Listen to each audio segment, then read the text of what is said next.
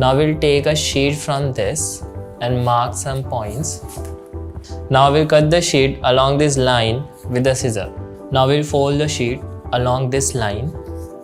We also need to cut out some strips of 1 cm thickness. I already have some over here. Now we will stick them like this to create this pattern. So our pattern is ready. We need to make some flowers for this, for which we will be using Youva craft papers. Using these sheets, we have to cut out some squares like this. Now we have to fold them twice like this. On this we will draw a flower pattern and cut this out. By pasting these layers together, we get a flower that looks something like this. Now we will paste the flowers on our card. And with this, our 3D card is ready.